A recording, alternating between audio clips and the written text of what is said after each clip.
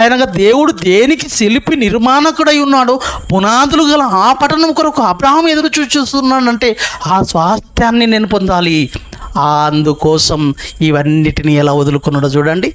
అర్థమైన వాళ్ళు ఇలా బ్రతుకుతారండి. అప్పటి కాలం ఇప్పటి కాలం ఎంత తేడా అండి. అప్పుడే అర్థమైపోయిందండి. మహోన్నతమైన లోకంలో ఒక మహోన్నతమైన స్వాస్థ్యం పైన ఒక్కసారి ఆకాశాన్ని చూస్తే మహోన్నతమైన బ్రతుకు, అక్కడున్న ఆ స్వాస్థ్యం, అక్కడ అద్భుతమైన మహాలోకం నీకు కనబడాలండి. ఆకాశాన్ని చూసినప్పుడల్లా ఎప్పుడు చూస్తామండి ఆకాశాన్ని చూడడానికి అవకాశం లేదు.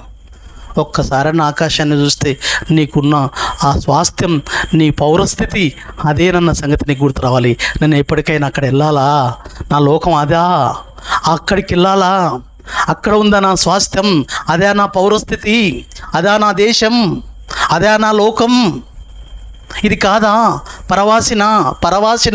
పరదేశినా